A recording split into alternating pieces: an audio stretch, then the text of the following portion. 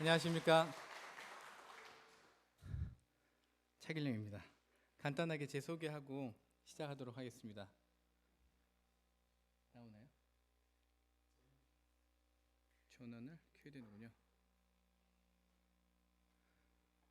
잘생겼죠?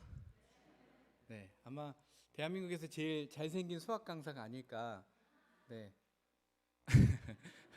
죄송합니다. 네, 오늘 또 코로나 때문에 많이 이렇게 긴장되는 분위기 속에서 강연을 들으실 텐데 아마 여기 직접 오셔서 강연을 들으시는 분들은 아마 굉장히 열정적인 분들이 아닐까 이런 생각이 들고요. 유튜브로도 또 보신다고 하셨는데, 네, 오늘 주님께서 정말 좋은 말씀 주시기를 저도 기대하면서 일단 소개를 하도록 하겠습니다. 저는 인터넷에서 수학을 가르치는 수학 강사입니다. 일단 보기에는 저 사람 되게 젊어 보이는 거 아닌가 이런 생각을 하고 계실 텐데요. 맞죠? 네, 보이는 거에 대한 한 14 정도 더하면 됩니다. 실제 나이는. 그래서 제가 보통 이제 강연하고 시간이 좀 남으면 동안의 비결에 대해서도 제가 강연을 하는데 오늘 시간이 될지 안 될지는 모르겠지만 네, 동안의 비결은 확실히 있습니다. 네, 극동방송에서 그 프로그램 진행을 하고 있습니다. 아마 여긴 지역도 나오지 않을까 싶은데요. 월요일 날 아침에 8시 20분입니다. 극동방송 들어보시면 차길령의 교육 칼럼 제가 진행하고 있고요. 10년째 극동방송에서 라디오 프로그램을 진행을 하고 있습니다. 아마 강사 중에서 TV 광고 한 사람은 별로 없을 텐데 제가 정관장 아이패스 광고 TV 광고 3년 했습니다.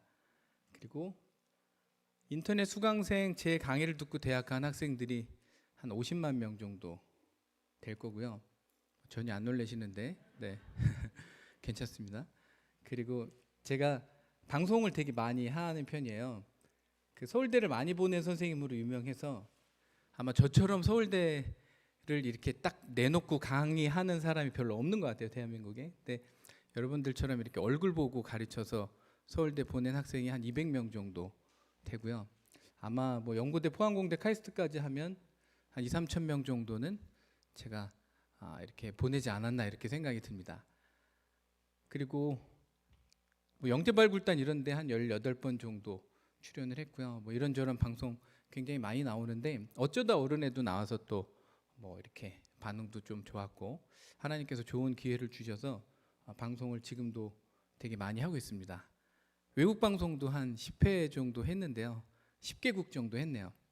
그 영국 BBC 방송 한 2번 정도 제가 출연을 했는데 한 번은 직접 와서 강연을 했으면 좋겠다고 해서 그 영국 BBC 방송이 맨체스터에 있거든요. 맨체스터 가서 전국에 한 100여 개국 교육 전문가들이 온 그런 그 포럼에서 제가 그 강연도 하고 그렇게 여러 가지 기회를 얻었습니다. 네, 제가 강연을 되게 많이 다니는 편인데요. 그 코로나 이후에는 이제 강연을 잘 안 다니다가 이렇게 와서 그 보통 강사가 이렇게 얼굴을 보면서 이렇게 쭉 강의를 하는데 이렇게 다 마스크를 쓰고 계시니까 굉장히 낯선, 네, 저도 빨리 적응을 해야 될 것 같은 네, 그런 생각이 듭니다.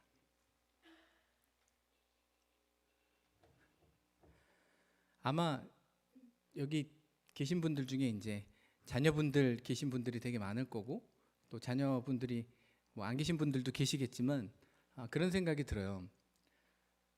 자기 정체성을 아이들한테 찾아줘야 되는데 정체성을 정말 아이들한테 찾아주는 걸 부모님들께서 도와주고 계신가 이런 생각이 듭니다. 아마 여기서 굉장히 이렇게 연배가 있으신 분들도 혹시 아직도 나의 정체성을 못 찾은 분들이 계실 수 있는 것 같아요. 제 얼굴을 딱 한번 이렇게 보시면 제가 초등학교 때 공부를 많이 했을 얼굴이에요? 아니면 엄청 안 했을 얼굴이에요? 네, 거의 맞추시더라고요. 그러니까 저는 공부를 물론 안 했고요. 초등학교 6년 동안 안 했고 또 그냥 공부를 안 한 게 아니라 저는 굉장히 사고를 많이 치는 스타일이었어요. 그래서 학교에서는 거의 내놓은 아이, 그리고 차길령 그러면 쟤는 안 돼, 뭐 이렇게 얘기할 정도로 굉장히 학교 선생님들이 거의 저를 이제 포기한 뭐 그런 유형의 아이였고요. 중학교 제가 이제 초등학교 6년 내내 반장 선거를 나갔어요. 왜냐하면 반장이 되고 싶어서. 그래서 12번을 나갔는데 된 적이 있을까요, 없을까요? 네, 한 번도 없습니다. 그런데 중학교 1학년을 올라가서 제가 태어나서 처음 반장이 된 거예요. 두 가지 이유가 있는데 첫 번째는 일단은 그 제가 다니던 초등학교에서 좀 먼 데로 갔어요, 중학교를. 그 말은 이제 저의 행적을 잘 모르는 동네로 갔고, 두 번째는 반장이 되겠다고 일단 후보가 나온 사람이 저밖에 없었기 때문에 얼떨결에 제가 반장이 됐는데 딱 한 달 만에 담임 선생님이 수업하시다가 우리 반장 잘못 뽑았다 그렇게 얘기하시면서 1시간을 수업을 안 하고 시간을 줄 테니까, 그러니까 애들 얼마나 좋아해요, 그죠? 그때 한 60명 됐는데 한 반에 60명, 65명 할 때인데 옛날에 수업을 안 하겠다고 하니까 신이 나가지고 막 왜 그러냐고 그랬더니 선생님이 대신 조건이 있다. 차길령의 문제점을 지금부터 연습장에다 써라. 그러면 내가 수업을 안 하겠다. 담임 선생님이 그러는 거예요. 그러니까 애들이 이제 수업을 빨리 쓰면 이제 수업을 다시 할지도 모르니까 열심히 이제 저의 차길령의 문제점에 대해서 빼곡하게 정말 그 연습장을 찢어가지고 반 60명 전원이 차길령의 문제점을 쓴 거죠. 뭐 얘는 이래서 나쁘고 얘는 저래서 나쁘고 얘는 뭐 욕도 하고 뭐 얘는 하여튼 모든 나쁘다는 얘기를 쓴 거예요. 근데 그때는 이제 학교에서 선생님이 막 때리고 그럴 때인데요. 막 이제 뺨때기도 막 이렇게 아주 쉽게 때리고 그럴 때였는데 저보고 그러는 거예요. 담임 선생님이 60장을 주면서 돌돌돌돌 이렇게 말아가지고 주시면서 내일까지 어머니 사인 받아가지고 와. 여기다 한 장 모든 페이지에 너 그거 안 해갖고 오면 싸대기 만든다? 저한테 그렇게 얘기하시는 거예요. 그래서 어떻게 해요? 집에 와서 이제 어머니한테 드렸죠. 그때 이제 저희 어머니의 그 표정 그리고 한숨 그리고 그 표정이 지금도 제가 이제 점심 때 오늘 어머니랑 같이 식사를 하고 왔는데요. 그 표정이 잊혀지지가 않아요. 그리고 나서 굉장히 오랜 시간 동안 그 제가 이제 뭐 공부도 안 하고 얼마나 뭐 이렇게 진짜 엉망이었죠. 근데 그거를 오랜 세월 동안 하나님께서 하나하나 잡아가시는데 굉장히 오랜 세월이 걸리셨어요. 뭐 오늘 그 얘기까지 하면 너무 기니까 제가 말씀을 뭐 드리진 않겠지만, 근데 이제 최근은 아니죠. 그래도 한 5년 됐으니까 2015년도에 오늘 이제 이번 주가 저희 아버지 기일이라 광주에 보면 그 시안 추모공원이라고 있어요. 혹시 아시는지 모르겠지만 거기 이제 가족들끼리 모여가지고 아버지 산소에 가서 예배 드리고 이제 같이 점심 먹고 지금 일로 오는 거거든요. 근데 저희 아버지께서 2015년 6월에 돌아가셨어요. 그리고 그 4개월 전에 2015년 2월에 저희 할머니가 집에서 돌아가셨어요. 저희 집안에 믿음의 거장이 두 분이 계셨는데 2015년 2월에 돌아가신 할머니가 첫 번째고 2015년 6월에 돌아가신 저희 아버지가 두 분, 딱 저희 집안에서 기도하는 두 분이 돌아가신 거예요. 근데 그냥 저는 그때도 슬프긴 했지만 너무 워낙 저는 또 바쁘게 살았고 그러다 보니까 그런가 보다 이렇게 생각을 했죠. 그런데 제가 태어나서 그때 이제 제가 막 그 사업을 할 때였거든요. 제가 아까 강사로 소개를 했지만 저는 회사를 3개를 운영을 하고 있어요. 그러니까 이제 굉장히 막 일도 많고 뭐 되게 이렇게 막 그 일도 많이 벌려놓은 상황이었죠. 근데 제가 태어나서 2015년 6월 달까지 단 한 번도 11조가 줄어든 적이 없어요. 항상 11조는 태어나서부터 2015년 6월까지 11조가 항상 늘어났어요. 그런데 두 분이 돌아가시고 나니까 갑자기 제가 살아온 모든 기반이 흔들리는 거예요. A부터 Z까지 하나만 흔들리는 게 아니라 다 흔들리는 거예요. 근데 이게 처음에는 이게 뭐 좀 이런가 이랬는데 뭐 사업부터 뭐 강의부터 뭐 가정부터 모든 문제가 다 흔들리고 나서 원인을 한 1년 반 정도 후에 제가 찾아낸 것 같아요. 여태까지 내가 살아온 게 내가 여태까지 저는 되게 제가 잘났다고 생각하고 살아왔는데, 왜냐하면 그 전까지는요 제가 손을 대면 사업도 다 안 되는 게 없었어요. 뭐 수강생 막 제가 공영방송할 때 1년에 30만 명 넘고 막 이랬죠. 돈도 많이 벌고 그러니까 사업도 엄청 벌렸어요. 제가 그냥 뭐 헛된 욕심으로 사업을 막 벌린 거죠. 그때는 제가 꿈이 큰 줄 알았지만 그거는 꿈이 큰 게 아니라 헛된 욕심에 굉장히 휘둘렸던 것 같아요.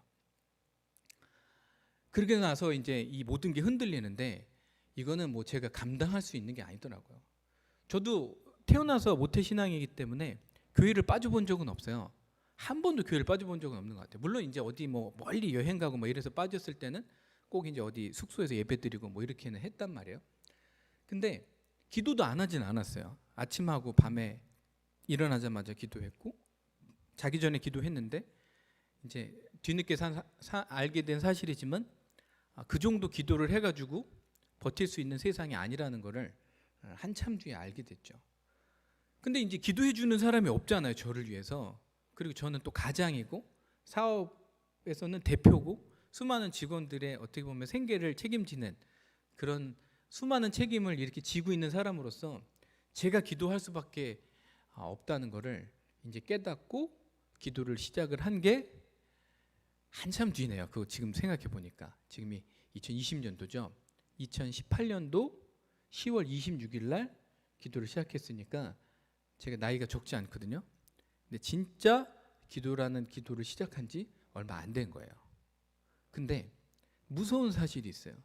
여러분들 혹시 기도가 무서운지 경험을 해보신 분도 있고 아직 경험을 못 해보신 분들도 있겠지만 제가 이제 골방 기도라는 걸 태어나서 처음 해봤단 말이에요. 그 전까지는 그냥 했지 뭐 그렇게 골방 기도를 해본 적이 없어요. 근데 골방 기도를 그때 시작하고 나서 하루에 1시간씩 하나님께 기도하고, 물론 1시간 동안 기도만 하는 건 아니에요.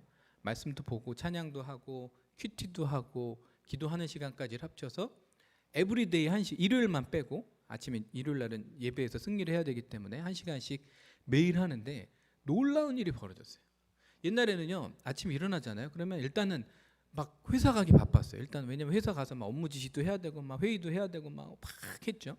근데 아침에 저는 또 이제 야행성이라 막 일찍 안 자는데 아침에 일찍 일어나서 기도하는 게 그렇게 힘들더라고요. 근데 지금은 그때부터 어떤 생각을 했냐면 그래, 회사 늦게 가는 한이 있더라도 내가 예배, 기도 마치고 간다. 그렇게 시작을 했는데 제가 그때 이제 하나님한테 뭐라고 쫄랐냐면 그 100일 정도 기도를 하면 하나님이 제 기도를 응답을 해주세요 이렇게 쫄랐어요. 100일 정도. 100일이 지났어요. 되게 기대를 했거든요. 왜냐면 100일 후가 제 생일이었는데 하나님 제 생일 선물로 기도 응답을 해주세요 이렇게 저만의 착각이었죠. 그리고 나서 했는데 아무 변화가 없는 거예요. 100일이 지나서. 근데 그때 이제 하나님이 신기한 일을 몇 가지 보여주신 것 중에 하나가 저한테 기도 팀을 붙여주셨어요. 왜냐하면 워낙 혼자서 자립할 수 있는 기도의 기반이 약하니까 몇 분을 저한테 보내주셨는데 뭐 여자 한 권사님 나이 드신 60대 한 두 분을 보내주셨는데 두 분을 보내주셔가지고 저한테 처음에 뭐라고 얘기를 하시냐면 그때 이제 제가 기도하기 시작하기 전이에요. 기도 좀 해라, 기도 좀. 어떻게 그렇게 기도를 안 하냐 이렇게 얘기를 하시는 거예요. 그러면서 저보고 뭐라 하냐면 저희 아버지는 굉장히 믿음이 좋으신 분이었거든요. 아버지가 교회 장로님으로 평생 그렇게 믿음 좋게 사람들한테 모범을 보였는데 남들이 보면 장로 아들이니까 참 믿음 좋은, 저는 그래도 교회에서 믿음 좋다고 사람들은 생각했어요. 이제 진짜를 모르니까 사람들은 보여지는 것만 사람들은 보잖아요. 왜냐하면 장로님 아들로 또 뭐 안수 집사로 뭐 이렇게 하니까 사람들이 되게 믿음 좋다고 생각을 했나 봐요. 근데 믿음이 좋은데 기도를 안 한다. 그건 이제 밸런스가 뭔가 앞뒤가 안 맞는 거거든요. 그러니까 뭐 믿음이 좋은데 기도를 안 한다. 그건 이상한 거예요. 그거는 뭔가 잘못된 거예요. 네, 그 둘 중에 하나는 진짜가 아니라는 거죠. 그런데 이제 저한테 와가지고 뭐라 그러시냐면 같이 기도를 해주겠다는 거예요. 각자 자기의 집에서 아침 7시에. 그래서 저는 그때 이상한 생각이 들었어요. 아니 왜 나를 위해서 저렇게 기도를 해주지? 물론 오랜 시간이 지나서 하나님이 그렇게 저를 도우려고 사람들을 보내셨다는 걸 알게 됐지만 어찌 됐든 제가 가지고 있는 모든 문제 해결을 위해서 그분들이 그 주제를 놓고 아침에 1시간씩 기도한다니까 제가 안 할 수가 없잖아요. 남들 생편 우리 가족도 아니고 피도 안 섞인 분들이 나를 위해서 기도를, 내 사업을 위해서 기도를 해주신다는데 그래서 기도를 시작하게 됐죠. 놀라운 일이 벌어졌어요. 아까 제가 100일 지나서 아무 효과가 없다 그랬잖아요. 또 100일이 지났는데도 아무 효과가 없지는 않는 거예요. 뭔가 이렇게 변화가 조금 있는 거예요. 근데 기도에서 저는 골방에서 기도를 매일 하는데 이 전체적인 사업의 이런 그 형세가 조금씩 바뀌는 거예요. 와, 그래서 제가 원하는 지금 이제 2020년도 오늘이 6월 7일인가요? 그러니까 한 1년 7, 8개월 정도 된 것 같아요. 기도를 시작한 지. 기도 응답이 됐을까요? 안 됐을까요? 기도 응답이 됐을까요? 안 됐을까요? 아직 안 됐어요. 네. 근데 하나님이 굉장히 재밌으신 분이에요. 저는 진짜 하나님 진짜 재밌으신 것 같아요. 왜 그러냐면 저한테 처음에 기도를 거의 시작할 초반부터 뭐라 그러셨냐면 기도 응답 내가 해줄게. 응답을 먼저 주셨어요. 그리고 나서 내가 응답해 줄 테니까 기도해. 오늘부터. 불과 6, 7개월 전에도 하나님께서 뭐라고 말씀을 주셨냐면 거의 다 왔다. 마지막 기도에 피치를 올려라.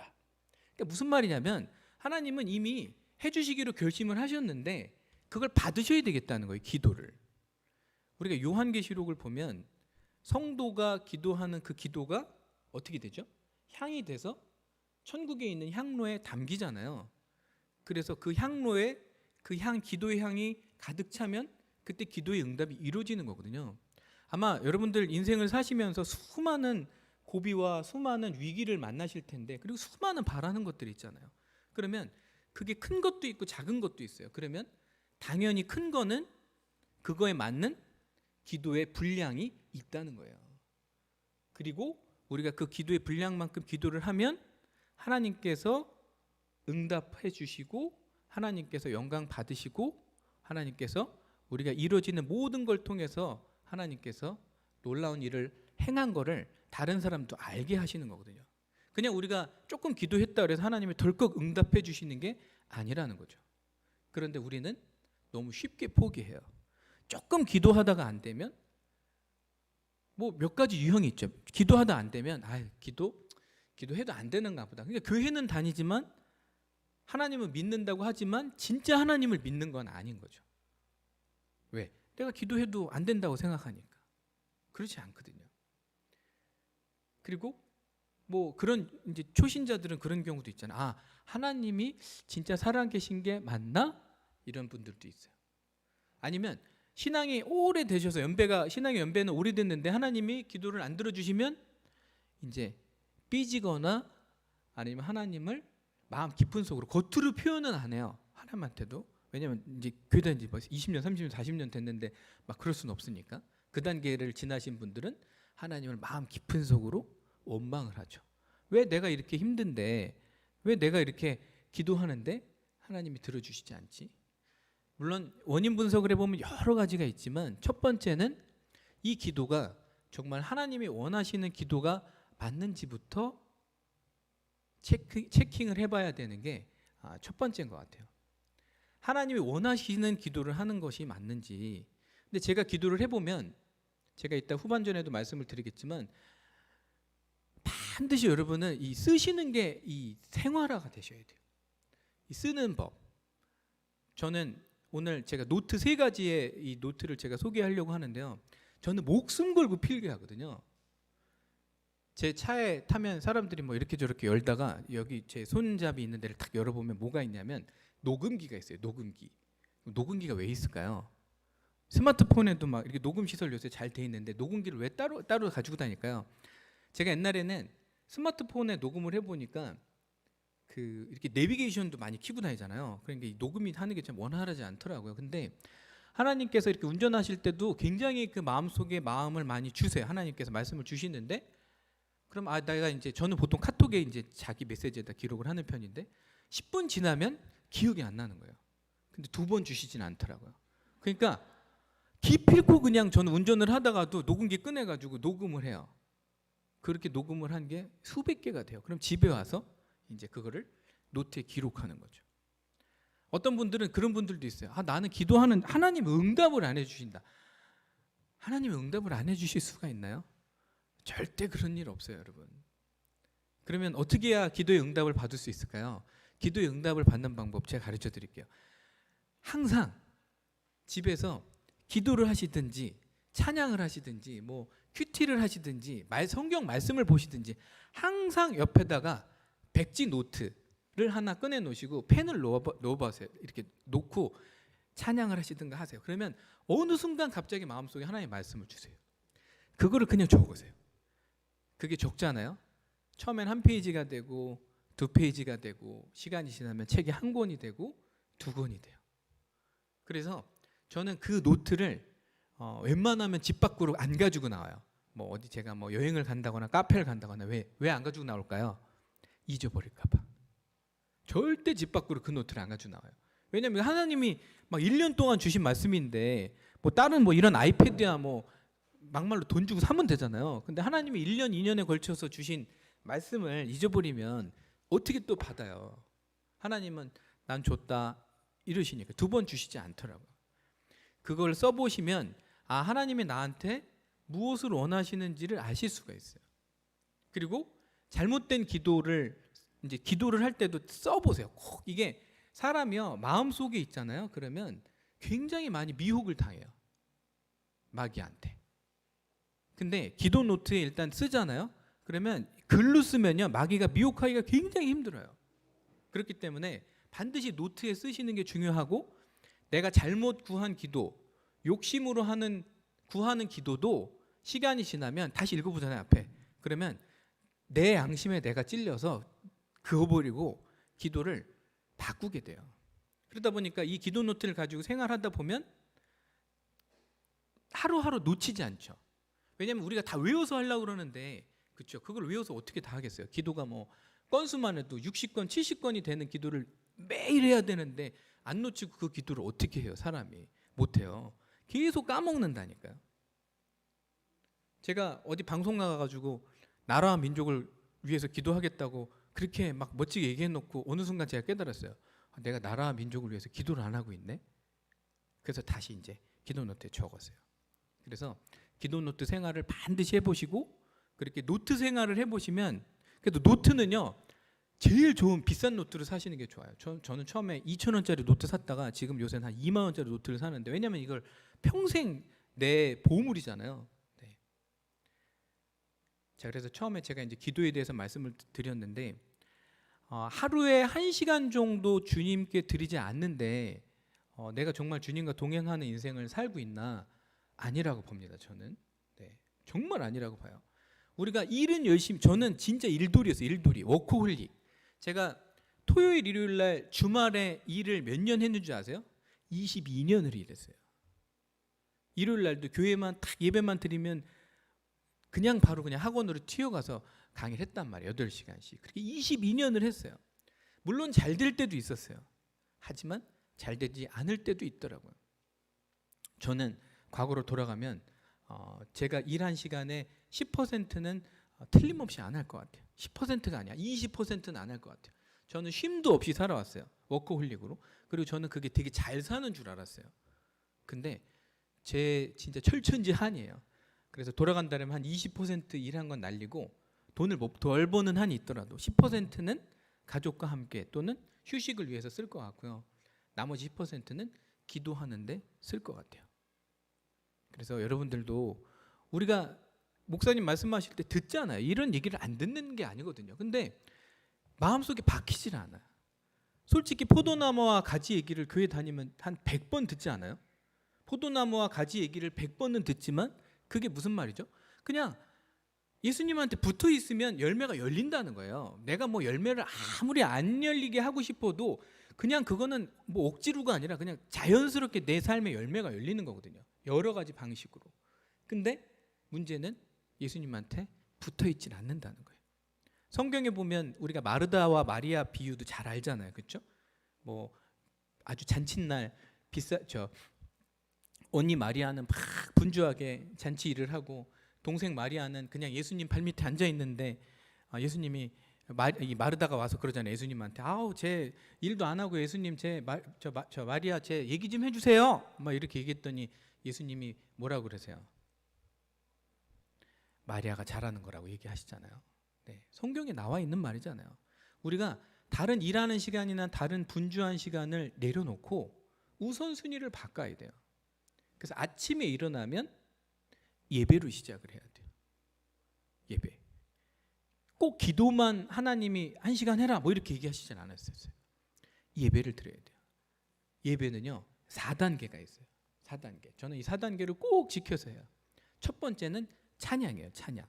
무조건 찬송가 하나를 시작해서 1절부터 4절까지 골방이니까 실은 아무도 안 보잖아요. 그러면 왜 골방 기도가 진짜냐면 솔직히 교회에서는 남들이 보잖아요. 그러니까 이게 막 자유롭지 못하단 말이에요. 그러니까 교회 나와서 기도할 때는 또 교회 나와서 기도하지만 하나님하고 딱 둘만의 시간이 있어야 돼요.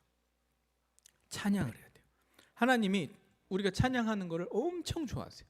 어느 정도로 좋아하시냐면 우리가 하나님 좋아하는 찬송을 올려드리면 하나님이 춤을 추세요. 일어나서 춤을 추신다니까. 우리가 찬양을 하면 그 정도로 하나님이 찬양받기를 원하시는데 우린 하루에 찬송가 한 장도 안 부르잖아요. 그죠? 찬송가 펴서 찬송을 올려드리세요. 제가 아는 그 기독출판사 대표님 얘기인데 어느 뭐 기독출판사인지는 얘기 안 할게요. 그 이제 건물을 가보면 건물 되게 허름해요. 되게 조그맣고 건물 허름한데 그 옥상을 올라가 보면요, 그 약간 좀 그 임시 뭐 이런 건물로 이렇게 아주 그냥 한 2평, 3평 정도 되려나요? 그 기독출판사에 있는 출판사 직원들이 시간대별로 올라와서 기도를 하는 거예요. 뭐 9시부터 9시 반까지는 누구, 9시 반에서 10시까지는 누구, 10시에서 10시 반까지는 그 안에 포스트잇이 얼마나 많이 붙여 있는지 몰라요.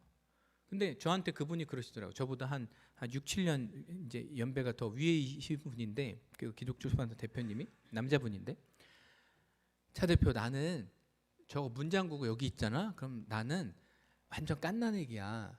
그래서 그게 무슨 말씀이세요? 그랬더니 나 하나님한테 엄청 쫄라. 그래서 어떻게 쫄으시는데 그랬더니 그 어디 가서 얘기하지 마. 얘기 안 할게요. 그랬더니 나 그냥 완전히 깐난애기처럼 이렇게 깐난애기가 이렇게 뒤로 등 대고 누워가지고 다리 들고 발 들고 막 하잖아요. 이렇게 쫄르잖아요. 그렇게 쫄른다는 거예요. 하나님한테. 그리고 그 나이 드신 분이 그리고 떼굴떼굴 굴른다는 거예요. 하나님이 자기 그 원하는 거 안 들어주면 떼굴떼굴 굴른다는 거예요. 하나님한테. 그리고 표현도 막 진짜 우리가 이렇게 교회에서 하는 이런 표현이 아니라 저한테 이제 표현을 몇 개를 가르쳐 주는데 하나님 짱이에요. 하나님 진짜 멋있어요. 이렇게 그냥 정말 하나님한테 아주 그렇게 높여드린다는 거예요. 둘이 있을 때. 그거는 교회에서 이렇게 남이 볼 때 할 수 있는 건 아니잖아요. 네. 한번 해보세요. 네. 하나님 엄청 좋아하신다니까요. 첫 번째가 뭐라고요? 점심을 안 드셨나 보군요. 첫 번째가 찬양. 두 번째는 뭘까요? 회개예요. 회개. 두 번째는 회개를 해야 돼요. 원래는 이제 자녀를 위한 특집으로 하려고 왔는데 지금 급 내용이 바뀌고 있어요. 실은 네, PPT 지금 하나도 안 하고 있죠. 제가 회개를 해야 돼요. 회개는요 엄청 기쁜 거예요. 실은 네, 회개에 대해서만 얘기해도 엄청 긴데 회개는 엄청 기쁜 거예요. 왜냐하면 회개만 하면 하나님이 다 용서해 주시니까.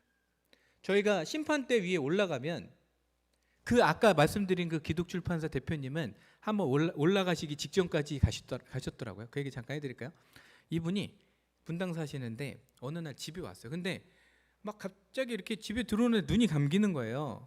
근데 이제 갑자기 그날따라 이렇게 장성한 아들 둘이 왔는데 아버지 왜 그러세요? 그래갖고 내가 좀 오늘 피곤한 것 같아. 그래서 나 좀 일찍 자야 되겠어. 그랬더니 그 장성한 아들이 아니요. 저 119 불러가지고 병원 가보셔야 돼. 아니야, 나 그냥 자면 돼. 아니요, 이거 119 불러가지고 응급차. 그래서 이제 응급 이 차에 실려가지고 아주대학교 병원을 가는 도중에 이미 의식을 잃었어요. 도착했는데 이미 늦은 거예요. 그래가지고 그 CPR이라 그러나요? 가슴에 전기 충격기. 이거를 보통 한 6, 7번 하지 않아요? 근데 이분은 이미 30번을 넘었어요. 그러니까 나중에 보니까 여기 완전히 새까맣게 탁 탄 거죠. 이미 이거 가슴 충격기를 하고 있는데 이미 이분은 올라가서 걷고 있는 거예요. 저기 문이 하나 보이는데 아주 엄청 거기가 심판대라고 그러더라고요. 옆에 어떤 존재가 나랑 같이 걷는데 누군지 모르겠대요. 그래서 다 천사 아니면 예수님인데 누군지는 모르겠대요. 근데 물어봤대요. 뭐라 물어봤냐면 저 심판대 올라가면 뭐 물어봐요? 이렇게 물어봤대요. 그랬더니 그런 얘기 하더라고요. 네가 인생을 살면서 얼마나 사랑하다 왔느냐. 이거 하나 물어본다고 그러시더라고요. 그리고 그 뒤에 있는 말이 네 가족 사랑한 거 빼고. 그죠? 네. 우리가 성경을 딱 두 줄로 압축하면 하나님을 사랑하고 이웃을 사랑하고잖아요. 근데 우리 크리스찬들이 하나님을 사랑한다고 하지만 이웃은 사랑하지 않는 것 같아요. 그 말은 하나님이 가장 중요하게 생각하는 성경의 50%를 차지하는 그 10계명의 절반도 이웃을 사랑하라는 계명이잖아요. 네, 그런 것처럼 네. 하여튼 제가 여담으로 말씀을 드렸고 아까 본론으로 다시 돌아가서 찬양 다음에 회개, 그 다음에 말씀을 봐야 돼요. 그리고 마지막에 기도로 마무리를 하는 거죠. 자녀를 잘 키우고 싶으세요? 그러면 첫 번째는 부모님의 생각이 바뀌어야 돼요. 부모님의 생각이 바뀌면 아이들의 생각은 자연스럽게 바뀌게 돼 있어요. 아이들이 성경 보는 걸 원하세요? 부모님이 성경을 보시잖아요. 그러면 보여주려고 하지 않아도 어떻게 하다 애들이 지나가다가 부모님이 성경 보는 거를 보게 돼요. 아이들한테 기도하라는 얘기 안 해도 부모님이 무릎 꿇고 기도하는 걸 한번 보잖아요, 애가. 그러면 세월은 걸릴 수 있어요. 10년이 걸릴 수도 있고 20년이 걸릴 수도 있고 50년이 걸릴 수도 있지만 그 아이는 반드시 무릎 꿇고 기도하는 아이가 돼요. 이게 교육이에요. 우리가 행동으로 보여준 것만 남는다는 거죠. 저는 어디 가면 좋은 대학 보내는 방법, 수학 잘하는 방법, 이거 엄청나게 강연 많이 해요. 근데 제가 진짜 하고 싶은 얘기를 잘 못해요. 왜 그러냐면 아니 애들한테 공부 학원 좋은 학원 보내거나 한 달에 200만 원짜리 과외시키면 애들이 공부 잘하나요? 절대 그렇지 않아요. 제가 진짜 서울대학을 200명 보낸 비결 중에 첫 번째 비결은 뭐냐면요. 저는 아이들을 이렇게 가르치잖아요. 그러면 6개월 동안 정신교육을 시켜요. 6개월 동안. 한 3번, 4번 정신교육하고 막 야 우리 시간 없으니까 본론으로 들어가서 오늘 진도 어디까지 뭐 이런 거 안 한다는 거죠. 왜 그렇죠? 억지로 시키는 공부는요. 결국은 한계가 있어요. 조금 하다가 안 돼요. 스스로 불이 붙게끔 만들어야 되는데 그 불이 붙게 만드는 그 핵심적인 역할을 해주시는 분이 누구죠? 성령님이에요. 성령님이 그 안에서 불같이 역사를 하시면 시키지 않아도 새벽 2시까지 공부한다니까요. 진짜로. 그러려면 저희가 오늘 그 전초적인 수많은 것들을 점검해 봐야 돼요. 진짜 내 애들을 좋은 대학 보내고 싶거나 성공시키고 싶거나 부모님이 바라는 게 있으면 글로 들어가면 안 된다니까. 바로 글로 시작하면 그거는 완전 헛다리 짚는 거예요. 그 전에 기본적인 것들을 점검하는 게 부모님 자신이 그게 가장 중요하다는 거죠. 하나씩 제가 이제 얘기를 풀어볼게요. 그냥 PPT대로 안 할게요, 제가. 우리는 왜 태어났죠? 왜 인생을 사는 거죠? 왜 직장을 다니고 왜 공부를 하고 왜 대학을 가고 왜 이런 걸 하는 거죠? 저는 공부를 늦게 시작했어요. 저는 대학교 1학년 때 공부가 재밌다는 걸 처음 알았어요. 얼마나 안타까워요. 그죠? 대학 입시가 끝나가지고. 근데 하나님이 엄청 공부를 시키셨어요. 그 이후로. 저는 카이스트에서 석사 박사를 했는데 무려 카이스트 석방만 10년 했어요. 그 전에 뭐 연대에서 뭐 석사하고 뭐 가방끈 엄청 길어요. 지금도 공부를 엄청 시키세요, 하나님께서. 물론 이제 저한테 맡기신 그런 역할이 있기 때문에 저한테 공부를 시키시는 거겠지만 가장 중요한 거, 나는 누구인가? 나는 왜 태어났나? 내 인생의 목적은 무엇인가에 대한 질문에 딱 대답할 수 없다면, 또는 아이들한테 야, 우리 인생의 목적은 이거야. 너 공부하는 이유? 너 좋은 대학 가는 이유? 네가 뭐 어떤 직장을 얻는 이유? 인생의 목적은 이거야 라고 부모님이 뚜렷하게 얘기해 주려면 부모님 스스로가 머릿속에 정립이 돼 있어야 되잖아요. 뭐죠? 그러면 창조 목적을 보면 되잖아요. 하나님은 인간을 왜 창조하셨죠? 성경이 다 나와 있어요. 성경이 또 그런 말도 있죠. 이스라엘이 전투할 때도 하나님이 항상 초반에는 이스라엘 편을 들어주시잖아요. 나중에는 안 들어주시지만 하도 나쁘게 구니까. 결국 하나님이 정말 원하시는 거, 인간을 창조하신 목적은 뭐예요? 하나님께서 영광 받으시기 위해서 우리를 창조하셨다는 거죠. 그 창조 목적을 우리가 정확하게 깨달으면 우리는 피조물이라는 사실을 정확하게 인식하게 돼요. 내가 피조물이라는 거는 결코 나의 주인이 내가 될 수 없다는 걸 의미하는 거죠. 나의 주인이 내가 아니에요. 왜냐하면 나는 누가 만든 분이 계셔요. 그분이 하나님이시고 하나님이 내 마음속에 왕이시기 때문에 그게 뚜렷하면 인생이 행복하지 않을 수가 없어요. 왜 사람이 불행감을 느끼죠? 사람 돈 없다고 불행감 느끼지 않아요. 솔직히 괴롭긴 하지만 사람이 좋은 대학 못 간다고 불행감 느끼지 않아요. 진짜 사람이 왜 불행감을 느끼는 줄 아세요? 내 자아, 내 스스로가 왕이 되고자 하는 그 욕구와 교회에서 배우는 성경에서 말하는 그 가치가 충돌하기 때문에 괴로운 거예요. 우리가 눈을 들어서 인터넷을 한번 보거나 다 봐보세요. 세상적인 가치관으로 도배가 돼 있어요. 그렇죠? 뭐 TV를 보든 신문을 보든 뭐 네이버 가서 보든 뭐 페이스북에 가서 보든 뭐 인스타그램을 가서 보든 모든 세상적인 가치관으로 도배가 돼 있는데 그걸 보다가 말씀을 보면 완전히 그냥 180도 다른 얘기하면서 충돌한단 말이에요. 그러니까 자꾸 그런 것들을 보게 되면 내 마음속에 나는 이렇게 사는 게 맞나? 남들은 다 행복하게 사는 것 같고 남들은 다 재밌게 사는 것 같고 남들은 다 만족하며 사는 것 같은데 내 삶은 왜 이렇지? 그렇다고 뭐 일이 뭐 엄청나게 잘 되는 것도 아니고 내가 돈을 엄청나게 잘 버는 것도 아니고 모든 일이 쑥쑥 풀리는 것도 아니고 내가 기도한다고 다 응답되는 것도 아닌데 왜 내가 이렇게 하고 싶은 거 못하면서 절제하면서 기도하면서 이렇게 인생을 살아야 된지라고 착각을 할 수 있다는 거죠. 그렇게 마귀가 또 순간적으로 계속 마음속으로 도발을 하기 때문에 첫 번째가 딱 서야 돼요. 나는 피조물이구나. 나는 내 자신의 결코 주인이 될 수 없구나. 내 마음속의 주인은 예수님밖에 없구나라는 것을 인식을 해야 돼요. 그리고 두 번째는 우리가 항상 하나님한테 기도할 때 그렇게 하잖아요. 하나님, 우리 자녀가 뭐 이번 시험 잘 보게 해주세요. 뭐 이번에 어디 취직하는데 뭐 취직 되게 해주세요. 뭐 해주세요. 기도를 올리잖아요. 거기까지만 기도를 하기 때문에 응답이 안 되는 거예요. 응답이 되려면 그 다음 단계가 있어야 돼요. 하나님, 제 자녀가 A 대학에 진학하게 해주세요. 거기서 끝나면 안 돼요. A 대학에 진학해서 하나님께 영광을 돌리는 삶을 살 수 있도록 해주세요. 제 자녀가 뭐 B 회사에 취직하게 해주세요. 여기서 끝나면 안 된다니까요. B 회사에 취직해서 하나님께 영광을 돌리는 일을 할 수 있는 그런 실력과 능력을 겸비한 사람이 되게 해주세요. 돈도 마찬가지, 물질도 마찬가지예요. 물질 구하지 말라는 말이 있어요, 성경에? 그런 말 없어요.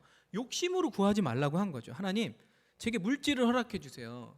이 물질을 통해서 제가 하나님 영광을 위해서 물질을 쓰게 하시고 많은 데 후원도 하고 많은 필요한 곳에 흘려보내고 가난한 이웃들에게, 물질이 없는 사람들에게도 나눠줄 수 있는 그런 물질을 허락해 주세요.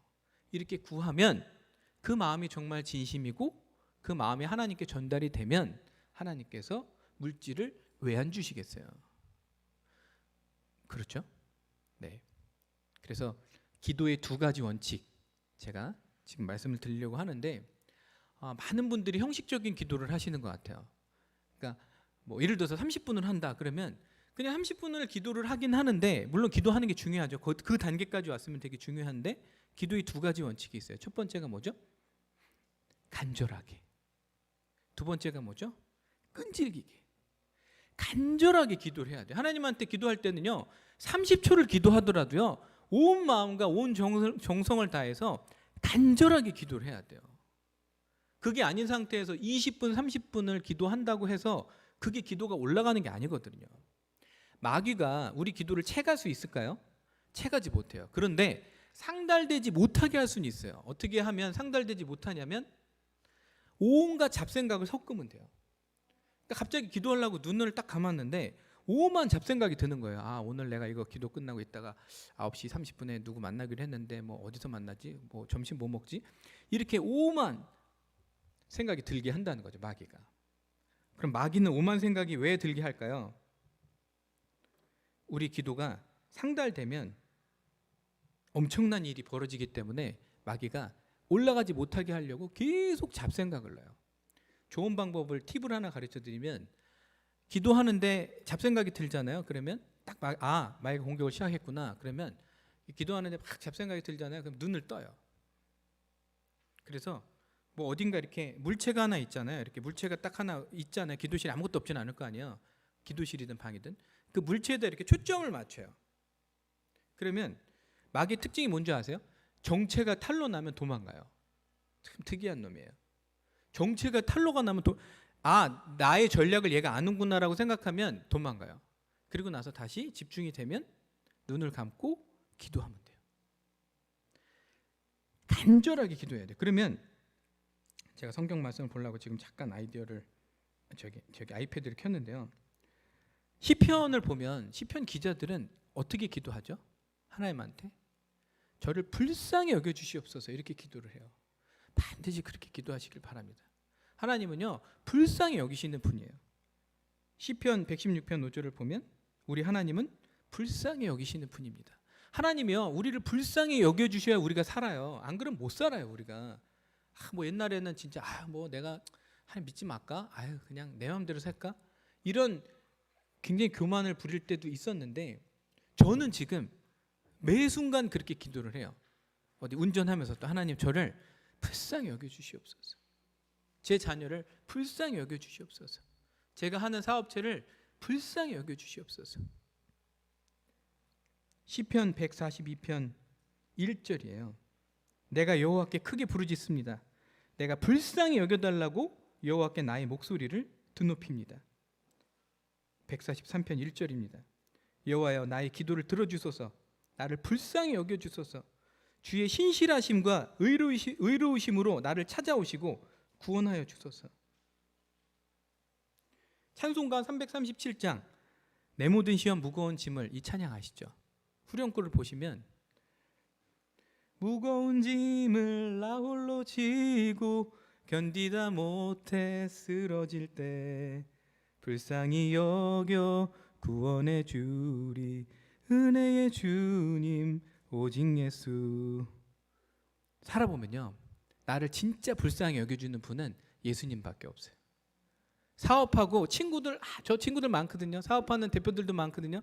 진짜 어려울 때 내가 정말 힘들 때 내가 세상에 정말 바닥에 있을 때 나를 정말 불쌍히 여겨주는 분은 단 한 분밖에 없다는 걸 알았어요. 예수님밖에 없어요. 그분한테 그렇게 기도하시길 바랍니다. 저를 불쌍히 여겨주시옵소서. 간절히 기도해야 하나님께서 들어주세요. 그냥 기도를 막 딴 생각하면서 그거는요 기도가 아니라 주문이에요. 주문. 그리고 나서 왜 안 들어주 이게 아니죠. 그리고 또 팁을 하나 드리면 저는 인생의 바닥을 경험할 때 태어나서 처음으로 부르짖는 기도를 해봤어요. 물론 교회에서 막 우리 주여 삼창하고 기도하시겠습니다. 그때 해봤죠. 하지만 그때는 그냥 남들 하니까 그냥 따라서 주여 이렇게 했던 거지 내 마음속 가장 정말 그 깊은 곳에서 간절한 마음으로 주여 이런 기도를 그렇게 해본 적은 없었던 것 같아요.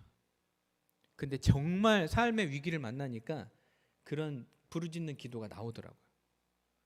근데 남들 보는 앞에서는 못 하겠는 거예요. 그래서 그 기도를 어디서 하게 됐을까요?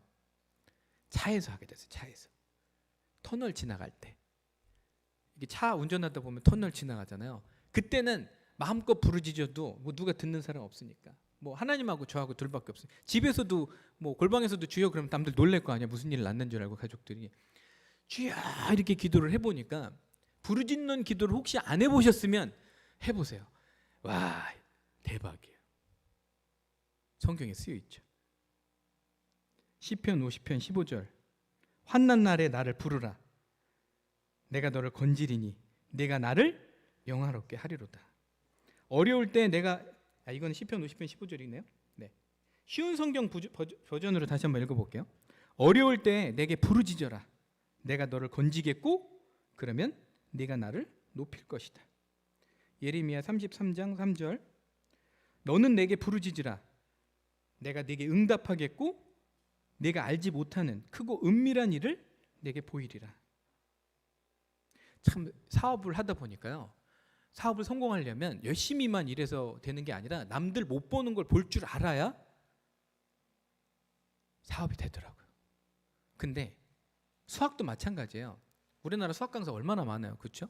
엄청나게 많죠. 근데 남들이 보지 못하는 거를 볼 수 있는 눈을 주셨어요, 하나님께서. 아주 그냥 수많은 강사들이 설명할 수 있는 정말 가장 기본적인 정리도 다르게 설명할 수 있는, 다르게 볼 수 있는 그런 눈을 주셨어요. 그런 달란트를 받았어요. 예레미야 애가 2장 19절입니다. 일어나 밤에 부르짖어라. 밤새도록 시간을 알릴 때마다 부르짖어라. 물을 쏟듯 내 마음을 주님 앞에 쏟아부어라. 손을 높이 들어 주께 기도하여라. 거리 어기마다 굶주림으로 쓰러져 죽어가고 있는 내 자녀들을 살려달라고 기도하여라. 시편 69편 3절입니다. 내가 도와달라고 부르짖다가 지쳤습니다. 이제는 목이 잠겨 아픕니다. 하나님을 간절히 기다리니라 내 눈도 침침해졌습니다. 예수님은 어떻게 기도하셨을까요? 누가복음 22장 44절입니다. 예수님께서 고통스러워하시며 더 간절히 기도하셨습니다. 땀이 마치 핏방울처럼 땅에 떨어졌습니다.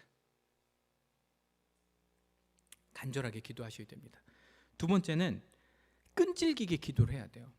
지금 이 스마트폰을 통해서 이 자녀들한테 엄청난 이 세상적인 가치관이 심어지고 있어요. 뭐 그것만 얘기해도 너무 많을 정도로. 근데 아마 공감하고 계시죠? 지금 뭐 자녀뿐만 아니라 우리도 마찬가지잖아요. 엄청난 지금 공격을 받고 있어요. 근데 아이들은 스스로 기도를 해요, 안 해요? 기도를 안 하죠. 문제는 기도하라고 하면 합니까? 안 하죠. 똑같아요. 그러면 이 애가 어느 정도 영적으로 성숙하고 때가 될 때까지는 부모님이 중보기도 하셔야 돼요. 또 오늘 그 교회에서 프린트로 나눠주셨잖아요, 그죠? 자, 그래서 자녀를 위한 기도문을 제가 샘플로 그냥 드린 거예요. 그래서 그걸 보시고 그대로 하실 필요 없으시고 자기 본인 상황에 맞게 고치셔가지고, 제가 파일도 목사님 드렸으니까 목사님한테 파일이 필요하시면 요청하셔가지고 수정하셔서 하시면 되고, 학생 입장에서는 공부 시작하기 전에 반드시 기도를 하고 시작해야 돼요. 제가 어떻게 해서 이렇게 인터넷 강의로 히트를 쳤는지 비결을 말씀을 드리면, 저는 모든 강의를 시작하기 전에 기도하고 화장실 가서 기도하고 그리고 강의를 들어가요. 왜냐하면 화장실은 골방처럼 이렇게 하나님하고 딱 둘이 있을 수 있는 공간이기 때문에 딱 무릎 꿇고 기도하러 들어가거든요. 옛날에 공영방송할 때도 그렇게 했어요. 그런데 어떤 걸 느꼈냐면, 저는 강사니까 이제 강의가 끝나면 모니터링을 하잖아요, 제 강의를. 근데 특히 공영방송에 있을 때는 그런 생각을 했어요. 그런 걸 느꼈어요, 저는. 제가 저를 보면서 저게 누구야? 그러니까 무슨 말이냐면, 제가 마치 무슨 신들린 사람처럼 강의를 하는데 제가 알고 있는 제 실력보다 훨씬 잘하는 거예요, 강의를. 그리고 너무 재밌어, 강의가. 오늘 좀 재미없게 했나 보군요, 제가. 시간이 없어가지고 제가. 그러니까 막 제가 하는 얘기에 막 제가 빵 터지고 막 그래요. 그건 무슨 말이냐면, 처음부터 끝까지 모든 논리의 흐름을 성령님이 딱 붙잡고 가시니까, 이거는 뭐 그냥 인간이 할 수 있는 이런 게 아니라 그냥 저도 어떻게 끝나는지 모르는 거예요. 공부는 어떻게 해야 될까요? 제가 학생들한테 설문조사를 해봤어요. 솔직하게 그냥 우리 얘기하자. 60분 중에 딴 생각 안 하고 온리 공부에 집중하는 시간 몇 분이냐? 평균을 내보니까 34분 정도 돼요. 그 말은 무슨 말이냐면, 우리는 1시간 앉아 있다고 생각하면 부모님은 그냥 1시간 공부한다고 생각하잖아요. 딴 생각해도 한 10% 하겠지. 거의 50%를 딴 생각한다는 거예요. 차라리 그럴 거면 4시간 공부하는 게 아니라 2시간 한 20분 공부하고 나머지는 게임하고 잠자고 자기 하고 싶은 거 하고 노는 게 100번 나요. 그렇죠? 집중력 어디서 온다고요? 성령님이 주셔야 할 수 있는 거예요. 왜 그러냐면, 마귀는 끊임없이 아이들의 머릿속을 공격해요. 온갖 세상에 오만 잡다한 거를 머릿속에 넣는다니까요. 왜 넣을까요? 얘가 공부 잘하면 안 돼. 왜 안 되죠? 지금은 얘가 정신을 못 차리지만 언젠가는 이 부모님의 영향과 기도를 받아가지고 언젠가는 정신을 차리게 될 텐데 얘가 공부도 잘하고 좋은 대학 가고 잘 돼 봐요. 언젠가는 주님의 용사로 얘가 쓰임을 받을 텐데 싹을 잘라야 된다니까요. 그래서 무슨 코드를 심으려고 그래요. 온갖 어렸을 때 초등학교, 중학교, 고등학교 때 온갖 무슨 세상에 뭐 음란한 코드부터 악한 코드부터 뭔가 이렇게 무슨 열등감에 우울감에 슬픔에 중보기도 엄청 하셔야 돼요. 그런데 좋은 소식은 예수님이 훨씬 세다는 거예요. 기도만 하면 문제는 기도를 안 해서 그래요. 우리가 마음속에 어둠이 있죠. 혹시 자신의 어둠을 못 보신 분이 계신가요? 저는 제 자신의 어둠을 보고 절망에 빠졌던 적이 한두 번이 아니에요. 그걸 보여주셨어요. 아마 대부분 보셨어야 정상이에요. 왜냐하면 이 내면 속에서 치열한 전투가 일어나지 않는다는 건 두 가지예요. 완전히 이겼거나 완전히 정복당했거나. 그게 아니라면 매 순간 치열한 전투가 벌어질 수밖에 없거든요. 내 마음에 왕좌에 앉으려고 하는 존재가 셋이 있는데 첫 번째가 하나님 예수님, 두 번째가 나, 세 번째가 마귀. 그래서 마귀가 맨날 속이잖아요. 야, 네가 너의 주인이지 왜 그래? 그리고 사실 그렇게 꼬셔갖고 누가 어떻게 하려고 하는 거예요? 자기가 저의 왕좌에 앉으려고 하는 거예요, 마귀가. 그죠? 그래서 수도 없이 많은 공격으로 여러분들을 공격하잖아요. 공격이라는 걸 알지 못하고 당하는 사람이 얼마나 많은지 몰라요. 그래서 제가 아까 말씀드린 것처럼 제가 장담하는데 이것만 하시면 인생 성공이에요. 제가 오늘 축복의 비밀이잖아요, 제목이. 하루 1시간만 마리아처럼 예수님 발밑에 앉아 있잖아요. 인생 걱정 안 하셔도 돼요. 설사 내가 원하는 일이 되지 않는다고 하더라도 내가 하루에 1시간 기도를 했다면 주님 뜻이에요. 감사함으로 받아들일 수 있어요. 근데 정말 그거보다 더 최악의 인생이 뭔지 아세요? 헛된 욕심에 이끌려서 내일도 아닌데 이 일은 죽도록 하고 열매가 없는 삶을 사는 인생이 더 불쌍한 인생이에요. 차라리 놀고 먹었으면 가난하고 돈 못 벌고 해도 괜찮은데 이 일을 죽도록 했어요, 평생. 아침 일찍 일어나서 밤늦게 자고 모든 쉬는 시간까지 아껴가지고 일을 하고 나는 열심히 일해, 놀지도 않아, 이런 자부심을 가지고 갔는데 열매가 없어. 왜 그럴까요? 뭔가 잘못된 거예요. 정상적으로 갔다면 절대 그런 일은 있을 수 없어요. 하나님은 워커홀릭 안 좋아하십니다. 하나님은요, 워커홀릭 안 좋아하세요. 워커홀릭 저도 좋아하실 줄 알았거든요. 안 좋아하세요. 하나님은, 그렇다고 하나님은 또 게으른 사람 너무 싫어하셔. 적정하게 최선을 다해서 인생을 열심히 살고 남은 시간은 휴식도 하고 가족들과 시간도 보내고 하나님하고 같이 친밀한 교제도 하고 이렇게 인생을 살기를 바라시지, 모든 인생과 모든 삶을 다 바쳐 일에 전념하는 삶, 하나님 원하시는 인생이 아니에요. 그건 목회자도 마찬가지예요. 목사님도 마찬가지예요. 모든 걸 다 바쳐가지고 시간 다 바쳐서 목회만 하신다고 하나님이 기뻐하실까요? 하나님은요, 밸런스를 굉장히 중요하게 생각해요. 성경 보시면 하나님, 예수님께서도 얼마나 이 쉼을 많이 주셔요. 그 쉼도 충분히 주시는 분이에요. 정말 하나님을 여러분들이 진짜 만나셨다면 이렇게 좋은 분이 있으실 수가 있나 할 정도로 하나님, 예수님은 너무나 좋으신 분이에요. 너무나 좋으신 분이에요. 우리가 기도하기를, 우리가 매일 아침 7시에 기도하잖아요. 그럼 하나님은 한참 전부터 기다리시는 분이에요. 아, 때가 됐는데 얘가 안 일어나네. 정말이에요. 하나님은 우리가 기도하는 시간을 기다리시는 분이에요. 우리랑 친밀한 교제로 들어가기를 너무나 원하시는 분이에요.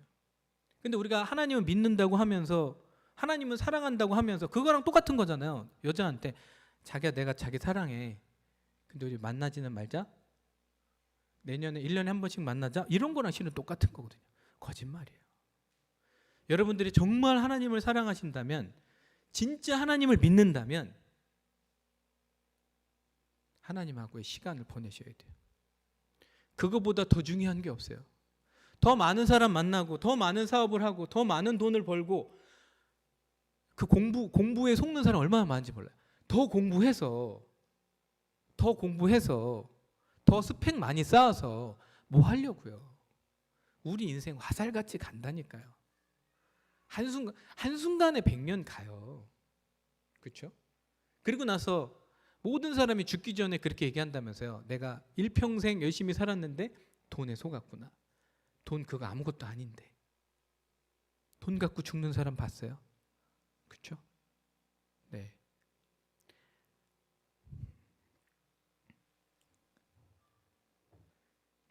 기도로 우리가 자녀를 위해서 중보하는 거랑 중보하지 않은 거랑 하늘과 땅 차이로 달라요.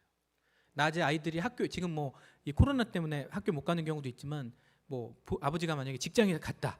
그럼 애는 집에 있던가 떨어져 있을 거 아니에요. 그러면 시간을 정해놓고 기도를 하세요.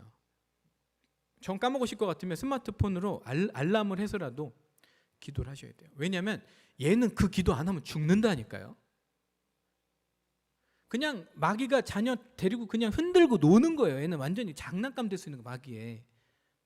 그걸 막으려면 기도로 인을 쳐야 돼요. 자녀에게. 안 그러면 자녀가 너무 슬픈 인생을 살아요.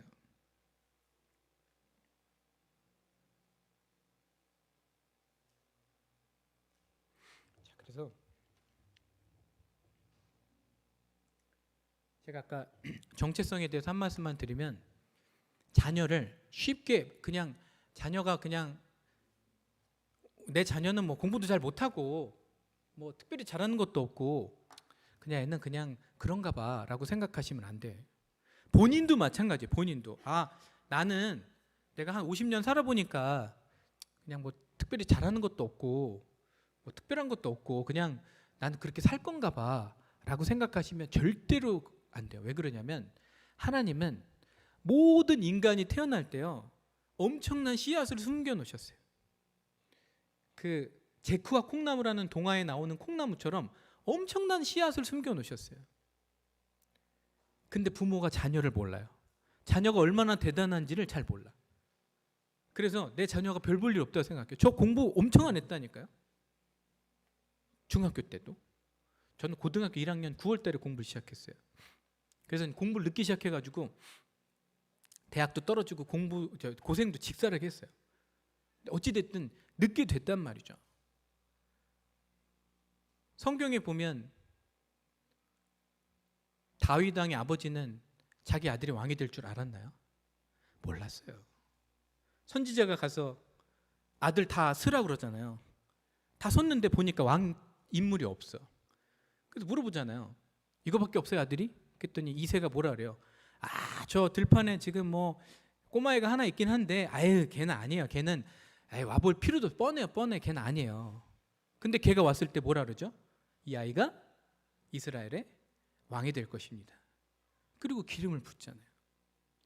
여러분들 자녀가 엄청난 씨앗을 가지고 있다니까요. 공부가 아닐지도 몰라요. 그게 뭔지는 모르지만 틀림없이 엄청난 씨앗을 숨겨 놓으셨어요. 근데 자기의 정체성을 모르니까 엉뚱한 욕심에 이끌리는 거예요. 마귀가 가장 잘하는 것 중에 하나가 뭐냐면 초점을 흐려요. 얘가 이거 하면 잘 될 거 알아. 그러니까 다른 걸 시키는 거죠. 야 이거 해봐. 너 대박이야. 그러니까 달란트가 아닌데 TV 보다가 백종원 나와갖고 요리하는 거 보고 막 사업도 잘하고 막 이러니까 엄마 나 요리할까? 헛된 욕심에 엄청나게 빠진다는 거죠. 애들이. 부모도 마찬가지고. 꿈은요.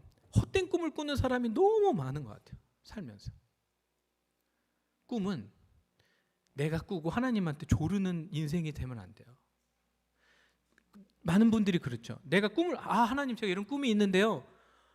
저 이 꿈 좀 들어주세요라고 기도를 하고 쪼르잖아요. 그리고 쪼르다가 안 들어주면 아까처럼 뻔한 3단계가 있다 그랬잖아요. 삐지거나 뭐 하나님 원망하던가 하나님 살아계신 거 맞아 이렇게 하는데 그게 아니라니까요.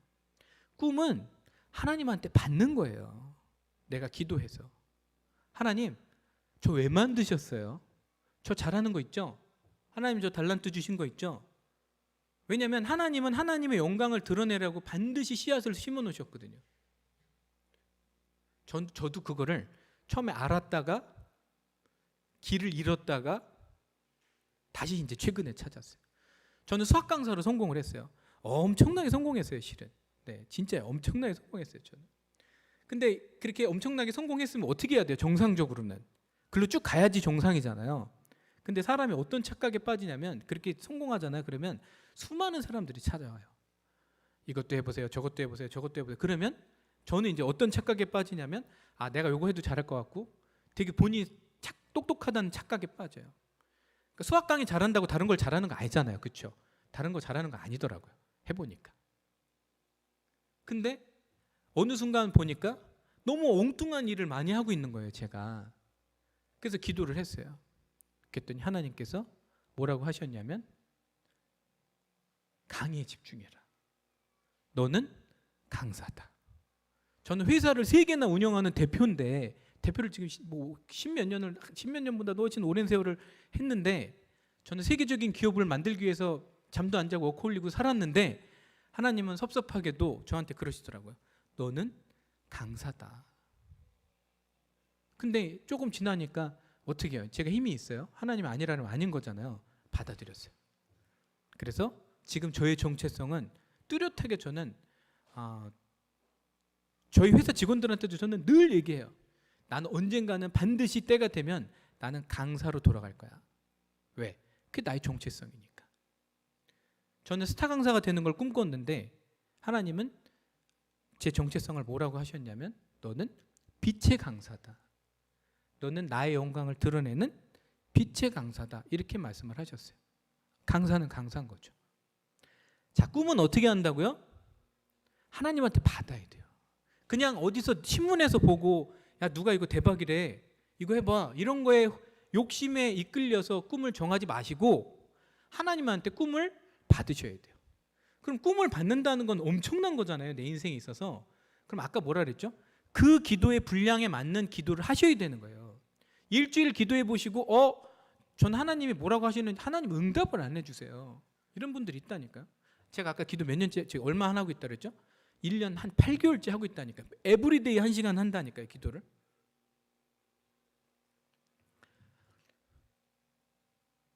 자, 우리가 삶의 목적 했어요. 삶의 목적, 내 인생의 목적 뭐였죠?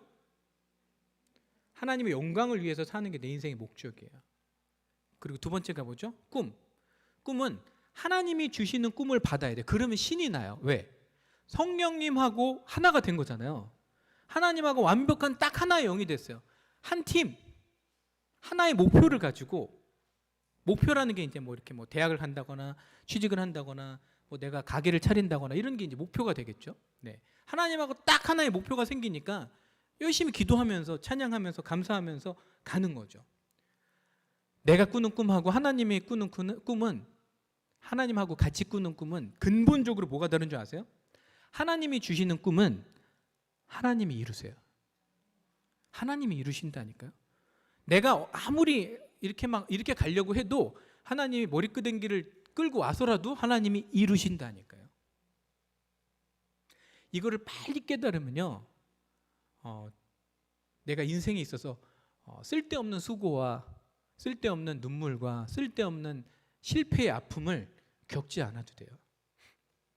우리가 하나님의 자녀가 된 거는 성령을 내 안에 하나님이 계시고 성령님이 계시면 하나님의 자녀가 된 거잖아요. 하나님의 자녀가 되면, 저는 사업하면서 그런 거 정말 많이 느꼈어요. 하나님은 자기 자녀는 꼭 챙기셔요. 사업할 때도 상대방이 하나님 자녀잖아요. 그러면 저만 이롭게 하지 않으시더라고요. 사업할 때 그 사람도 이롭게 하세요. 저희 회사에 하나님을 잘 섬기는 크리스찬들이 있거든요. 그러면 뭐 연봉 협상을 하든 뭐를 하든 무슨 대우를 할 때 저 입장에서만 하나님이 하지 않아요. 꼭 엄청나게 챙겨주게 하세요. 제가 볼 때 좀 과하지 않습니까? 하나님 이럴 때도 아니야, 쟤는 저렇게 연봉 많이 줘야 돼. 그 상황을 하나님이 만드세요. 그래서 제가 그래, 하나님이 챙기시는군요. 저는 그렇게 연봉 드릴 생각이 없었거든요, 실은. 근데 챙기신다니까. 하나님은 자기 자녀 꼭 챙기세요. 하나님 자녀가 되면 좋은 게 너무 많아요. 근데 안타까운 게 그걸 너무 늦게 깨닫잖아요, 내가. 그러면 너무 나이 들어서 깨닫는 경우가 있어요. 40대에서 깨닫고 50대에서 깨닫고 일평생 세상에서 찢기고 아프고 뜯기고 모든 실패의 아픔을 겪은 후에 그 다음에 무릎 꿇고 하나님한테 주님 이런다니까요. 그리고 나서 고백을 그때서야 하는 거죠. 우리한테 하나님의 정말 듣고 싶은 고백 어떤 걸까요? 하나님은 이런 고백을 지금도 듣고 싶어 하세요. 아마 여러분들 지금 돌아가시면서 차 안에서 이 고백을 하시면 너무나 좋아하실 거예요. 저는 주님 한 분이면 충분합니다. 저는 주님 한 분만으로 만족합니다. 이 기도 응답을 받기 위해서 하나님은 우리한테 공부도 시키시고 돈도 주시고 자녀도 주시고 배우자도 주시고 좋은 교회 목사님도 주시고 일평생 동안 저희를 통해서 하나님은 그 대답을 너무나 간절히 기다리시는 거죠. 그 고백을 매일 매 순간 주님한테 드릴 수 있으면요, 그런 거잖아요. 우리가 세상에서 만족을 구하지 않으면 하나님은 너무 기뻐하세요.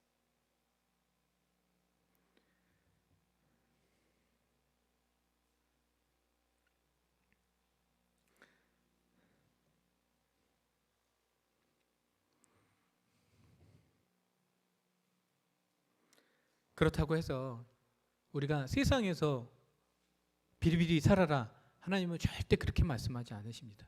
하나님은 하나님과 한 영이 돼서 뭐라고 하셨죠? 창세기 생육하고 번성하라, 정복하라.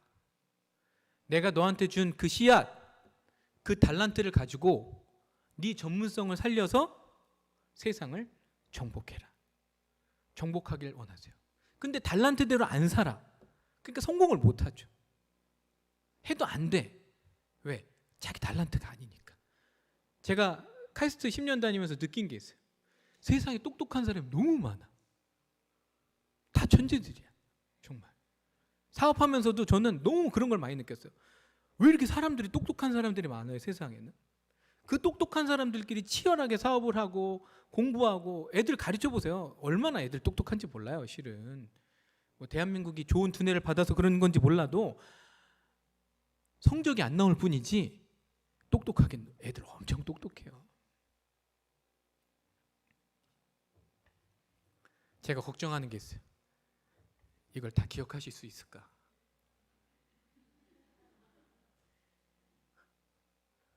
여러분, 세상을 사랑하면 안 돼요. 세상을 사랑하는 거를 하나님은 너무나 싫어하세요. 우리는 세상하고 주님을 동시에 사랑할 수 있다고 늘 자신을 속이려고 해요. 일단 임파서블합니다. 그거는 미션 임파서블이에요. 요한일서 2장 15절을 보면 이렇게 쓰여 있어요. 이 세상이나 세상에 있는 것들을 사랑하지 말라. 누구든지 세상을 사랑하면 아버지의 사랑이 그 안에 있지 아니하니. 쉬운 성경 버전으로 다시 읽어볼게요. 이 세상과 세상에 속한 것들을 사랑하지 마십시오. 누구라도 이 세상을 사랑하게 되면 그 마음속에는 하나님의 사랑이 없게 됩니다. 세상을 사랑하면 아까 제가 말씀드렸죠, 주님을 원망하게 돼요. 왜? 다 재밌게 사는 것 같다니까요, 진짜. 근데 막상 가보면 그 사람들도 그렇게 재밌게 살지는 않아요. 서로 속이는 거지. SNS 봐보세요. 다 보정한 사진 올려가지고 알면서도 서로 좋아요 누르고 박수 쳐주는 것 뿐이지 실은 자기 사진도 아니잖아요, 실은. 저도 보정 좀 해서 올리거든요, 실은. 올릴 때 막 이쁘고 잘생겼다고 하는데 보정 좀 한 건데 주로 저는 이렇게 얼굴 누르는 걸 많이 해요, 요새. 갸름하게. 목사님 몇 시까지 하면 됩니까? 네? 4시까지 하면 됩니까? 네. 제가 저희 집안 얘기를 조금 몇 가지 해드릴 텐데, 저는 요거 말씀을 드려야 되겠다. 자, 말이 씨가 된다는 말 혹시 들어보셨죠? 이런 얘기는 들어보셨잖아요, 그죠? 네, 말이 씨가 된다고 딱 성경에 나오진 않지만 이런 얘기를 저희가 많이 들어봤죠. 이 말이 씨가 된다는 말을 믿으시는 분 한번 손 들어 보실래요? 나 이 말 믿는다. 말이 씨가 된다는 말 믿는다. 네, 들고 계세요. 잠깐 들고 계세요. 최근 열흘 동안에 나는 부정적인 말을 해본 적이 없다. 이런 분만 들고 있어요. 나는 최근 열흘 동안에 부정적인 말을 해본 적이 없다. 그냥 솔직하게 괜찮아요? 한 명밖에 없어요? 저 있잖아요. 저. 네, 저밖에 없네요.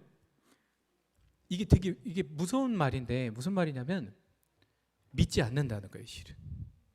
내가 믿는다고 착각만 하는 거지. 저는 이 말을 진짜 믿거든요. 제가 카이스트에서 박사 논문을 이걸 쓰려고 지도 교수랑 싸운 사람이에요. 이거 논문 쓰겠다 저는. 교수가 너 미쳤냐? 안 된다. 저런 걸 누가 논문을 쓰냐? 그래갖고 제가 저거 입증하겠다 이렇게 했는데 교수가 반대해가지고 못 썼어요. 자, 밑에 성경 구절 있죠? 자, 읽어볼게요. 자, 단체로 시작.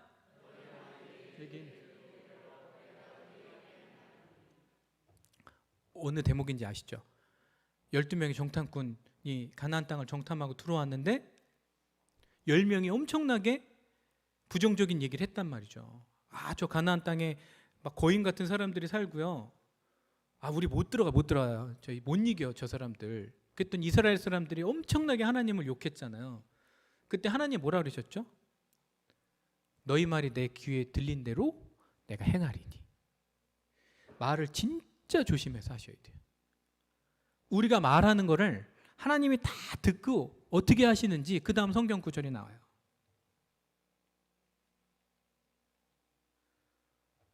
안 넣어놨군요. PPT가 바뀌면서 성경 구절에 이런 말도 있어요. 이런 말씀도 있어요. 내가 아무리 사소한 말을 하더라도 심판의 날에 내가 한 말에 책임을 져야 한다. 성경에 있는 말씀이에요. 여러분들이 말씀을 이렇게 입 밖으로 내뱉는 생각을 하는 건 그래도 좀 저기 한데 이 입 밖으로 내뱉는 순간에 하나님께서 들으시고 그대로 행하신다고 하셨으니까 절대로 부정적인 얘기는 하시면 안 돼요. 제가 고등학교 1학년 때인가요? 온 가족이 모여가지고 점심을 먹는데요. 공휴일 날 제가 저희 그 할머니 앞에서 돌아가셨던 2015년도 2월에 돌아가셨던 할머니 앞에서 그런 얘기를 했어요. 할머니, 제가 굉장히 어렸을 때 엉뚱했다 그랬잖아요. 개구지고. 왜 저희 집엔 도둑이 안 들죠? 그랬더니 할머니가 테이블을 팍 치시면서 엄청나게 화를 내시는 거예요. 너 말이 씨가 된다고 했는데 네가 아무리 철이 없어도 그렇지 어떻게 그렇게 함부로 말을 할 수가 있냐고 막 경노하시는 거예요. 저는 아무 생각 없이 한 말인데. 그래가지고 저는 굉장히 실은 마음이 상했어요. 왜냐하면 저렇게까지 화를 내실 필요가 있을까라고 이제 생각을 했죠. 저는 그날 밤에 저희 집에 도둑 들었잖아요. 그것도 하필이면 할머니 방에. 야, 식칼 들고. 근데 3일 뒤에 도둑이 또 들었어요. 다른 도둑이 형 방에. 그렇게 무서운 거예요. 그러니까 사람들, 학생들도 보면요, 수학이 재미없다는 거를 막 진짜 입버릇처럼 하는 애들이 있어요. 수학 재미없어. 그리고 맨날 자기는 못한대. 나는 수학에 소질이 없어. 수학을 못해. 못할 수밖에 없어요. 왜? 정확하게 입 밖으로 나오면 그게 세상에 적용되는 그 원리가 성경에 있다는 거죠. 왜? 하나님이 들으시고 그렇게 한다니까요. 아까 이게 제가 이제 얘기하려고 했던 게 뭐냐면 이런 거예요. 어떤 사람이 제가 있어요. 중강에.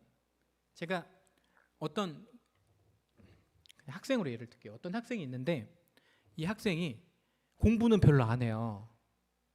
근데 좋은 대학을 가겠다고 뭔가 이렇게 마음에 결심이 생겼어요. 그럼 주위 사람한테 얘기를 하는 거죠. 뭐 엄마, 아빠, 학교 선생님, 친구들한테 맨날 얘기하는 거예요. 나 뭐 좋은 A 대학 갈 거야, A 대학 갈 거야, A 대학 갈 거야. 그러면 남들이 볼 때는 실력도 안 되는 놈이 맨날 막 이렇게 간다고 하고 막. 근데 시간이 지나면 어떤 일이 벌어지는 줄 아세요? 이런 일이 벌어져요. 사람이 아무리 결심이 서도요, 조금 지나면 그 결심이 약해지거든요. 그럼 그 주변인이 나한테 다시 영향을 끼쳐요. 야, 너 그런 대학 간다며? 그러면 맞아, 내가 그런 대학 간다고 했지. 그러면서 그때의 결심을 살려서 다시 공부하게 되고, 이러면서 끊임없이 자극해서 나를 원래의 결심대로 유지시킨다는, 그 원리를 말씀을 드린 거고요. 자, 노트 3개 요것만 하고 이제 그만하도록 하겠습니다. 인생 노트가 되실 건데 첫 번째는 기도 노트예요. 기도 노트. 기도 노트. 두 번째는 성경 말씀 노트인데요. 성경을 이렇게 집에서 이제 매일 보시잖아요. 저는 한 장을 보거든요. 딱 한 장. 아침에 한 장, 저녁에 한 장. 뭐 성경을 많이 읽는다고 꼭 좋은 건 아니니까 한 장을 깊이 있게 보는데 성경을 보면서 하나님이 이렇게 마음에 감동을 주시면 성경에 이렇게 동그라미를 치고 이렇게 줄을 쳐요. 그리고 그 줄 친 거를 성경 노트에 이렇게 옮겨 적어요. 저는 처음부터 필사하지는 않고 그게 이제 제가 보는 성경 노트. 그리고 마지막으로가 이제 그 목사님 주일 설교 하시는 거 이런 설교를 적는 설교 노트가 있어요. 그래서 전 항상 집에 3권의 노트가 있어요. 기도 노트, 말씀 노트, 설교 노트. 이 노트를 가지고 있으면요, 하나님께서 저한테 주셨던 그 감동들을 다 기억할 수 있어가지고 너무 좋은 것 같아요. 제가 성경을 왜 봐야 되는지 그 원리를 조금만 설명해 드릴게요. 우리가 믿음이 커지려면 어떻게 해야 될까요? 믿음이 커지려면 믿음이 커지게 해달라는 기도도 해야 되지만 성경 말씀을 봐야 돼요. 왜 그러냐면 성경 자체가 하나님의 약속의 말씀이잖아요. 성경을 보면 우리가 믿음이라는 건 어떤 거죠? 우리가 누군가를 믿어요. 나는 너를 믿어. 그러면 그 누군가를 믿는다는 거는 그 사람이 여태까지 뭔가 했던 이 뭔가 이렇게 언행들이나 이 사람이 정말 과거에 약속을 지켰는지 안 지켰는지 그 데이터를 보고 저 사람은 믿을 만해. 내가 7년 만나봤는데 신뢰할 만해. 이렇게 하는 거잖아요. 그러면 하나님이 믿을 만한지 안 믿을 만한지는 뭘 보고 아는 거죠? 성경을 보고 아는 거예요. 성경에 보면 첫 번째 구약을 보면 수많은 약속이 있고 그 수많은 약속을 다 하나님께서 지키신 그 하나님, 신뢰할 만한 하나님을 구약에서 볼 수 있어요. 그리고 신약에서는 수많은 약속들을 하시죠. 그럼 우리는 수많은 약속들을 지키실 하나님을 기대하면서 하나님을 믿는 거거든요. 그러니까 성경을 보면 볼수록 믿음이 커져요. 그리고 성경이 이렇게 진짜 보면 볼수록 한 번 볼 때 다르고 두 번 볼 때 다르고 세 번 볼 때 다른 것처럼 하나님이 성경을 통해서 말씀을 주세요. 우리가 이 세상적인 가치관이랑 기독교적인 가치관이랑 근본적으로 다른 게 있어요. 세상적인 가치관은요, 시간의 흐름이 과거, 현재, 미래 순으로 시간의 흐름이 흘러가요. 그래서 보통 교회 안 다니고 하나님 안 믿는 사람들은 그렇게 살죠. 과거를 통해서 현재를 보고 현재를 통해서 미래를 보려고 사는 게 세상적인 사람들이잖아요. 우리는 완전히 그게 아니에요. 저희는 미래를 통해서 현재를 보는 게 기독교적인 관점이에요. 예수님이 십자가에서 돌아가시기 전에 예수님은 십자가에서 돌아가시고 부활하실 걸 아셨어요. 그리고 승천하실 것도 아셨어요. 예수님은 모든 미래를 알고 계신 상태에서 현재 당해야 되는 고난을 기꺼이 감내하신 거거든요. 우리가 기도를 해보면 하나님이 기도 응답을 해주세요. 기도 응답이라는 게요, 내가 원하는 게 이루어졌다고 기도 응답이 아니고요, 아직 이루어지지 5년 뒤에 이루어질 수도 있고 10년 뒤에 이루어질 수도 있지만 하나님은 응답을 지금 주신다니까요. 기도 응답을 먼저 주시고 그리고 나서 어떻게 하신다고요? 기도해라. 기도해라. 그러면 내가 너한테 응답해 주겠다. 이렇게 말씀하시는 것처럼, 그래서 우리는 희망이 있는 거죠. 미래를 알기에 두려움이 없는 거죠. 솔직히 인생 살다 보면 정말 힘든 상황 많이 만나잖아요. 지금 코로나 때문에 뭐 얼마나 경제적으로도 어렵고 수많은 우리가 고통을 겪어요. 그죠? 하지만 솔직히 죽기밖에 더 하겠어요? 그렇죠? 근데 죽으면 우리한테는 그 다음에 미래가 있다는 걸 알잖아요. 죽으면 천국 가는데, 천국 가면 세상의 모든 고난 겪었던 고난과 그 많은 시름과 그 많은 고뇌를 다 잊고 주님 품에 안겨서 행복하게 사는데, 그쵸? 천국 가는 거 저는 뭐 지금이라도 오늘이라도 가자 그러면 네, 그리고 갈 것 같은데요. 유진 피터슨 목사님 유언 유명하잖아요. 그쵸? 마지막 유언이 뭐였죠? 렛츠고, 갑시다. 그리고 천국 가셨단 말이죠. 저희 아버지